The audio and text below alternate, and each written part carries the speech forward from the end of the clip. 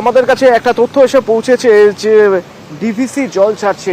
কোথা থেকে কতটা জল ছাড়ছে চট করে আপনাদের একবার জানিয়ে দিই। মাইথন থেকে কতটা, পাঞ্চের থেকে কতটা, তিলপাড়া ব্যারেজ থেকে কতটা জল ছাড়া হচ্ছে।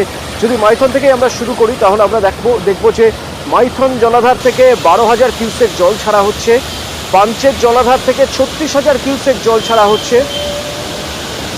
অর্থাৎ এই দুই জলাধার থেকে মোট 48,000 কিউসেক জল ছাড়া হলো এখনো পর্যন্ত, কারণ ভারী বৃষ্টি ডিভিসি পরবর্তীতে আরও জল ছাড়তে পারে। এদিকে সিউড়ির তিলপাড়া ব্যারেজ থেকে 5,000 কিউসেক জল ছাড়লো তিলপাড়া ব্যারেজ। প্রশাসন নজরে রেখেছে ময়ূরাক্ষীর জলস্তর, যদি জলস্তর বাড়ে তাহলে সেই অনুযায়ী ব্যবস্থা নেওয়া হবে।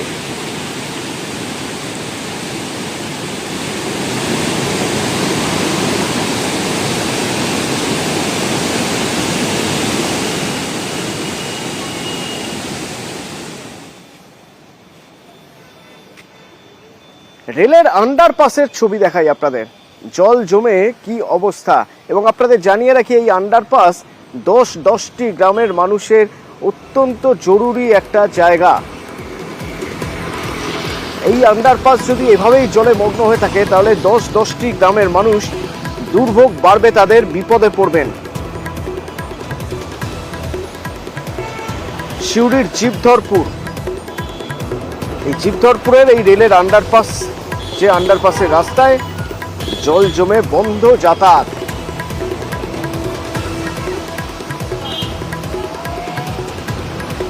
বৃষ্টি অনেক হয়েছিল, পানি জমে গেছে এখানে, কালকে ড্যাম্পার ডুবে গেছিল একটু, আমরাও যেতে পারছি না স্কুল, পরীক্ষা বেটে আমাদের আজকে। 5-7টা গ্রাম আছে, এখন তো মানে রাস্তা বন্ধ, আমাদের মানে কি করে যাওয়া আসা করবে, স্কুলে ছেলে পেলে মানে কেউ যাওয়া আসা করতে পারছে না এই সাইডে। ওই জল মারা মেশিনটা খারাপ হয়ে আছে, তো কোনো মানে এখনো পর্যন্ত মেশিনের কোনো ব্যবস্থা নেই। আমার সহকর্মী সুপ্রতিম আমার সঙ্গে রয়েছে সরাসরি। সুপ্রতিম, এই জীবধরপুরের আন্ডারপাস যেভাবে জল জমে রয়েছে তাতে এখান থেকে যাওয়া আসা তো দুষ্কর, কোনো প্রশ্নই উঠছে না যতক্ষণ জল না নামবে। তো এর জন্য কত মানুষ বিপদে পড়েছেন, তারা বিকল্প কোন রাস্তা ব্যবহার করবেন?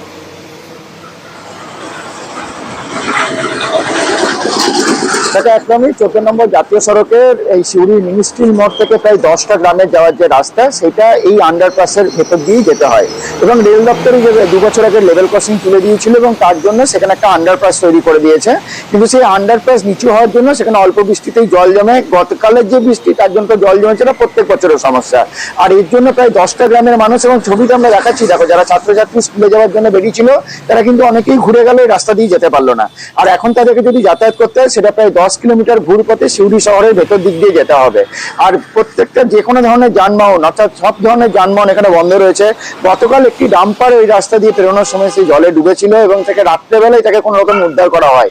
অর্থাৎ এই ধরনের যে সমস্যা, আর রেলের সবচেয়ে বড় সমস্যা যে সেখানের জন্য 2টো মোটর ব্যবহার করে রেল দপ্তর, যে জল জমে গেলে সেখান থেকে জল সরিয়ে দেওয়ার জন্য, কিন্তু সেই মোটরও অর্থাৎ যে পাম্প সেট সেগুলোও কিন্তু খারাপ, এবং তার ফলে জল বের করা যাচ্ছে না। রেল দপ্তরকে খবর দেওয়া হয়েছে, তারা আসছে, নতুন পাম্প সেট লাগানো হবে, তারপর জল যাবে।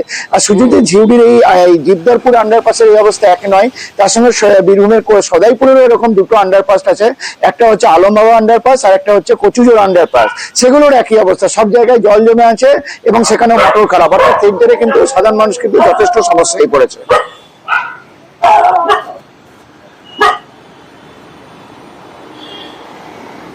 এবার একবার আপনাদের দেখাই